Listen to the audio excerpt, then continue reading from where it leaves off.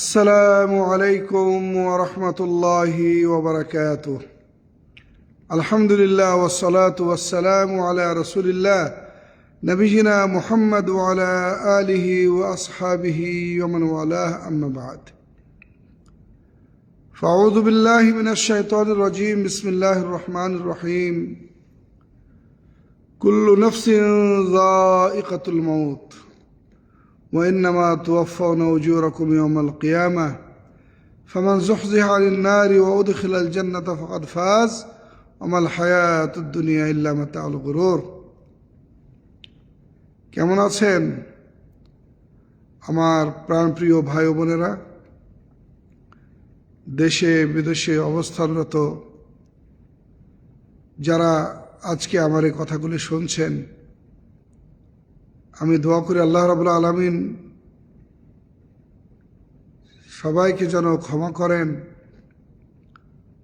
এবং যারা শুনছেন এবং যারা এই কথা অনুযায়ী আমল করছেন, আল্লাহ রাব্বুল আলামিন যেন সবাইকে এর উত্তম বিনিময় দান করেন। খেলাধুলা, ব্যায়াম, শরীর চর্চা, ইসলাম ধর্ম এমন একটা ধর্ম যে এগুলোকে কিছু কিছু ক্ষেত্রে উৎসাহিত করেছে, আবার কোনো কোনো ক্ষেত্রে নিরুৎসাহিত করেছে। নিঃসন্দেহে শরীর চর্চা, ব্যায়াম বা ওই খেলাধুলা যা শরীরের জন্য উপকারী, মস্তিষ্ক বিকাশের ক্ষেত্রে অবদান রাখে এবং নিজ ও ধর্মকে রক্ষার ক্ষেত্রে বিশাল বড় ভূমিকা পালন করে, এতে কোনোই সন্দেহ নাই যে এই সকল খেলাধুলা ইসলাম সমর্থন করে এবং উৎসাহিত করে। কিন্তু ওই সকল খেলাধুলা, যে সকল খেলাধুলার মধ্য দিয়ে হিংসা, বিদ্বেষ, হানাহানি, মারামারি, কাটাকাটি, অপমান, অপদস্থ, মব সৃষ্টি হয়, অবৈধ হারাম লেনদেন হয়, সাপোটাবাজি হয় এবং নামাজ, জিকির আজকার, ধর্মীয় রীতিনীতি পালন করা থেকে বিরত রাখে, ওই সকল খেলাধুলা শরীয়তে ইসলামে হারাম, নিষিদ্ধ। যে সকল খেলাধুলায় শরীরে ঢাকা থাকে না, প্রতিটি পুরুষের ক্ষেত্রে যে পরিমাণ শরীরকে ঢাকতে হবে সেটা উন্মোচন করা হয় এবং যেখানে মেয়েদের ক্ষেত্রে শরীরের সব কিছুই উলঙ্গ করা হয়, এগুলো সম্পূর্ণ নিষেধিত, কোনোই সন্দেহ নাই। যেদিন থেকে বিশেষ করে এবছর আমরা লক্ষ্য করছি যে খেলাধুলা শুরু হয়েছে, ফুটবল আন্তর্জাতিকভাবে বিশ্বব্যাপী যে ওয়ার্ল্ড কাপ না কি যেন বলে, আমরা কেন যেন মানুষের মধ্যে যে উৎসাহ উদ্দীপনা দেখছি, যেটা দেখে আমাদেরকে আতঙ্কিত হতে হচ্ছে এবং ভয় হচ্ছে যে এটার কুফল গোটা সমাজে যেন ছড়িয়ে না পড়ে।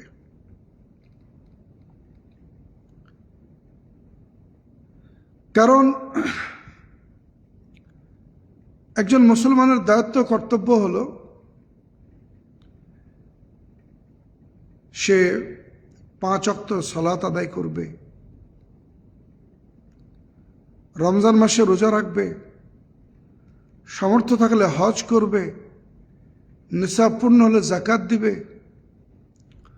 সাদাকা করবে, দান খেরাত করবে, এবং যতটুকু সম্ভব সৎ পথে চলবে, হালাল উপার্জন করবে, অসৎ পথ থেকে দূরে থাকবে, হারাম উপার্জন থেকে বিরত থাকবে।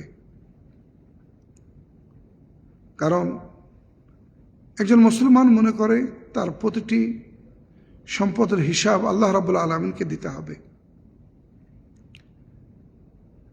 কারণ রাসূল সাল্লাল্লাহু আলাইহি ওয়াসাল্লাম বলেছেন, ততক্ষণ পর্যন্ত বানি আদমের পা সামনের দিকে এগোবে না যতক্ষণ না সে 5টি প্রশ্নের উত্তর না দেবে। তার মধ্যে একটি হলো কি, অর্থ সম্পদ সম্পর্কে জিজ্ঞেস করবেন, বলবেন মিন আইনা ইকতাসাবাহু ওয়া ফীমা আনফাকা, এই অর্থ তুমি কিভাবে উপার্জন করেছো এবং কোথায় তুমি খরচ করছো। সুতরাং আমাদের প্রতিটি উপার্জনের যেমন পুঙ্খানুপুঙ্খ হিসাব আল্লাহ নেবেন, ঠিক তেমনই এই পয়সাটি আমি কোথায় খরচ করছি, কিভাবে খরচ করছি, সেটা আল্লাহ হিসাব নেবেন।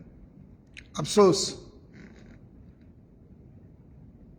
আমরা লক্ষ্য করি যে যখনই বড় ধরনের কোনো খেলা হয়, মানুষের মাঝে, বিশেষ করে মুসলমানদের মাঝে, বিশেষ করে ইয়াং জেনারেশনের মধ্যে এমন একটা উন্মাদনা তৈরি হয় যে তারা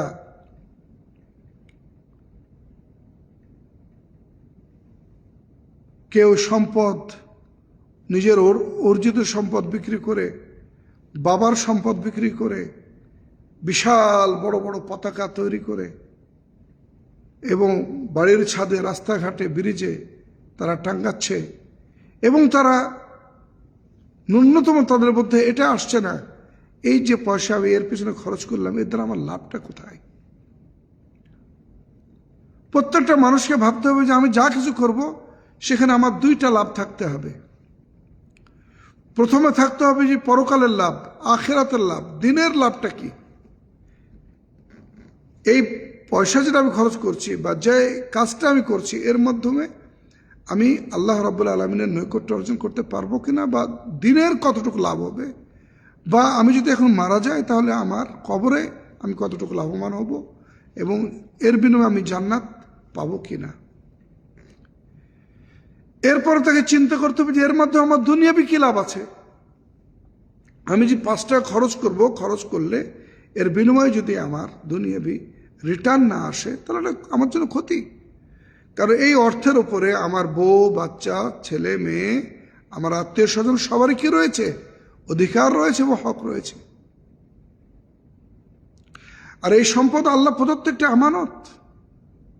আল্লাহ রাব্বুল আলামিন আমাকে দিয়ে রাখছেন যাতে এর মাধ্যমে আমি আমার জীবনটাকে সুন্দরভাবে অতিবাহিত করি এবং আগামী দিনটা যেন আমি একে ব্যবহার করে আল্লাহর ইবাদতবন্দি করার মধ্য দিয়ে এ দুনিয়া থেকে আমি চলে যেতে পারি। কিন্তু আজকে আমরা যেটা দেখছি, আমরা অনেকেই এটি বেমালুম ভুলে যাচ্ছি। এরপর আমরা যেটা লক্ষ্য করছি সেটা হলো এই যে এই খেলাকে কেন্দ্র করে সবার মাঝে, বিশেষ করে ইয়াং জেনারেশনের মধ্যে যে ব্যাপক উন্মাদনা তৈরি হয়েছে, যে উন্মাদনাটা বড় ভয়ঙ্কর এবং ক্ষতিকর, যে আমরা পেপার পত্রিকা খুললে দেখতে পাই। যখন দেখা যায় যে কোনো এক দলের পরাজয় হয়েছে, ওই দলের যারা সাপোর্টার আছে তাদের সেই কান্নাকাটি, এমনকি আত্মহত্যার মতো জঘন্য কাজও তারা করে ফেলে। মনে হয় যেন তার কে নিকটতম আত্মীয় দুনিয়া থেকে চলে গেছে। আমার মনে সন্দেহ হয় যে নিজের মা বাবা মারাও যদি যায় তো এত মনে হয় শোকাহত হয় না যতটা ওই দলকে সমর্থন করার কারণে এবং সে দলের পরাজয়ের কারণে শোকাহত হয়। এটা কি ভালো আলামত? এটা কখনোই ভালো আলামত না।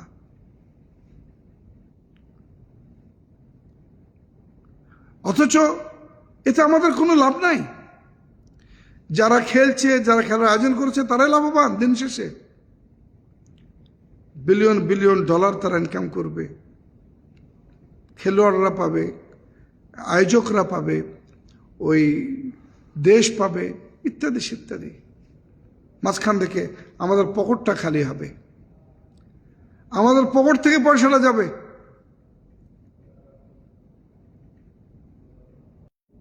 মনে রাখতে হবে আল্লাহ সুবহানাহু ওয়া তাআলা ছাড় দেন কিন্তু ছেড়ে দেন না। আপনার প্রতিটি পয়সার পাই পাই হিসাব আল্লাহ রাব্বুল আলামিন নেবেন।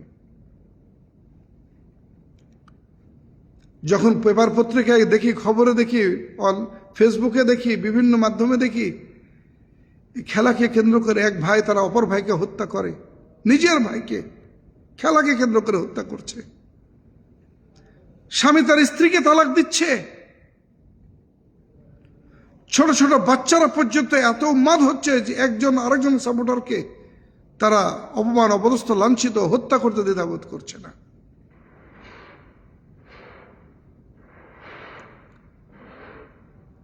যখন কোনো দল হেরে যাচ্ছে তাকে এত হেয় প্রতিপন্ন করছে, তুচ্ছ তাচ্ছিল্য, অনেকে রাগে দুঃখে ক্ষোভে আত্মহত্যা করে ফেলছে। আবার যারা যে দলের সমর্থকরা, যে দল জিতছে ওই দলের সমর্থকরা মনে হয়েছে যেন আকাশের চাঁদ হাতে পেয়েছে, অথচ দিন শেষে লস চালা, লাভের কোনোই কিছু নাই।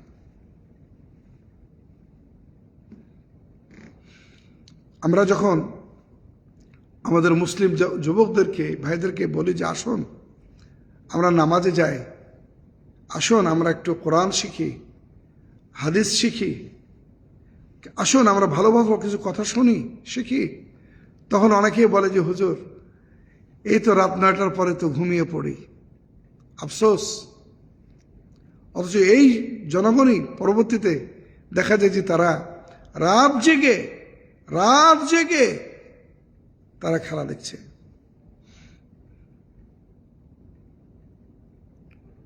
কি উন্মাদনা চলে আসলো। মনে রাখতে হবে মৃত্যু সবারই আসবে, মরতে হবে, তবে মরণটা যেন গৌরবের হয়, মরণ যেন সুখের এবং শান্তির হয়, এই মরণ যেন আল্লাহ রাব্বুল আলামিন পুরস্কার পাওয়ার মাধ্যম হয়, এ মরণ যেন আল্লাহ রাব্বুল আলামিনকে পাওয়ার একটি মাধ্যম হয়, এ মরণ যেন দুঃখ, দুর্দশা, মুসিবত, আযাব, কষ্ট এবং মুসিবতের কারণ না হয়ে দাঁড়ায়। আল্লাহ বলেন কুল্লু নাফসিন যায়িকাতুল মাউত, প্রতিটি প্রাণীকে মৃত্যুর স্বাদ গ্রহণ করতে হবে। এখানে উদ্দেশ্য হলো মানব জাতি। ওয়া ইন্নামা তুওয়াফাউনা উজুরাকুম ইয়াওমাল কিয়ামাহ, তোমাদেরকে এই দুনিয়ার প্রতিটি কর্মের পরিপূর্ণ প্রতিদান দেওয়া হবে। ফামান যুহযিহা আনিন নারি ওয়া উদখিলাল জান্নাহ, যাকে জাহান্নাম থেকে বের করে জান্নাতে প্রবেশ করানো হবে, ফাকাদ ফাজ, সে হবে সফল। ওমাল হায়াতুদ দুনিয়া ইল্লা মাতাউল গুরুর, মনে রেখো দুনিয়ার জীবন সাময়িক লাভের এবং ধোঁকার। আফসোস, আজকে আমরা সাময়িক ধোঁকা, লাভ এবং ধোঁকার মধ্যে এত নিমজ্জিত যে আমরা যেটা আমাদের জরুরি প্রয়োজন সেটাকে আমরা কি করছি, ভুলে যাচ্ছি। আমরা পেপার পত্রিকা খুললেই দেখতে পাই, শুনতে পাই,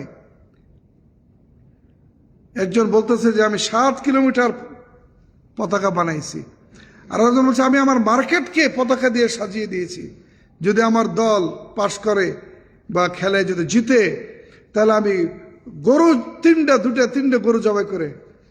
আজকে তো বড় আরো আশ্চর্যজনক জিনিস দেখলাম, একদল একটা গরুকে নিয়ে এক সাইডে ওই আর্জেন্টিনার পতাকা অঙ্কন করেছে, আর ওই গরুর আরেক সাইডে ব্রাজিলের পতাকা অঙ্কন করেছে।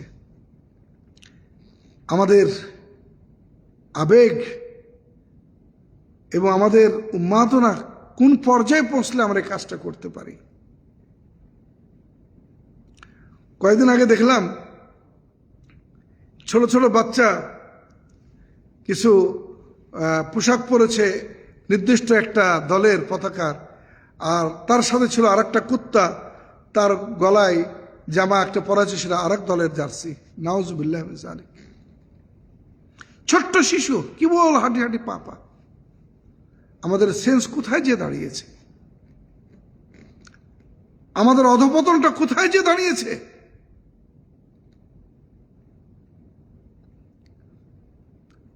এই জাতি কখন সজাগ হবে, কিভাবে জাতির উন্নতি হবে, যে জাতি তাদের দিন এবং দুনিয়ার ভালো এবং কল্যাণটা তারা বুঝে না। সামান্য দুনিয়ার স্বার্থে তারা মারামারি, কাটাকাটি, হানাহানি কি না তারা করে না। গতকালকে দেখলাম এক দল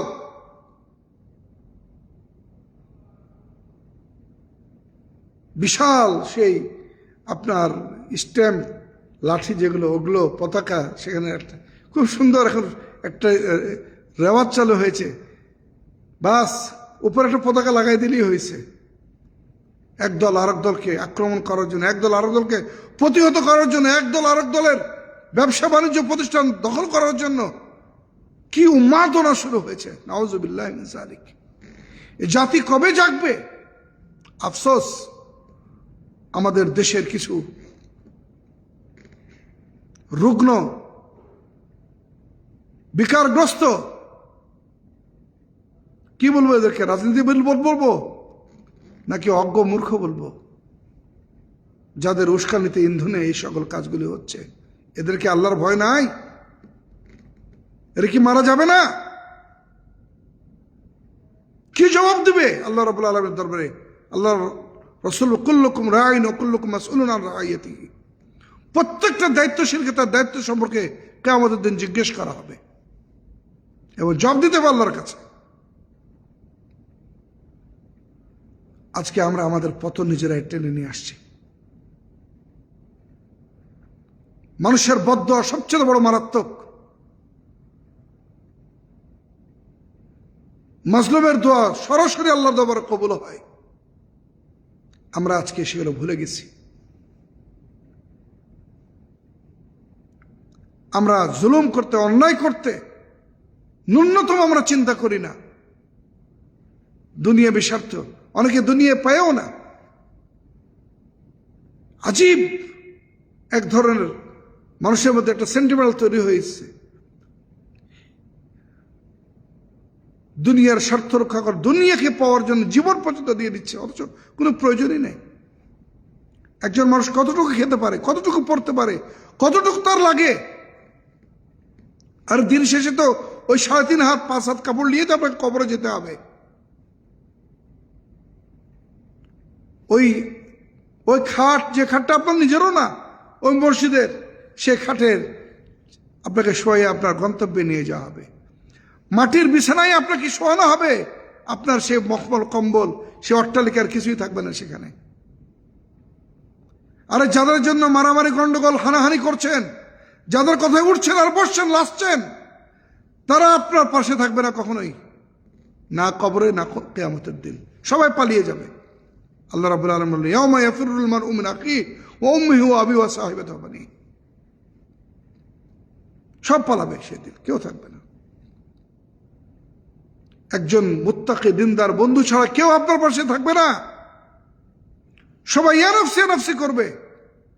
দুনিয়াতে তো দেখা যায়, আপনি একটা ভায়োলেন্স করেন, ভায়োলেন্স করার পর জেলে যান, তখন দেখেন আপনার পাশে কে দাঁড়ায়, আপনার কে খোঁজ খবর নাই।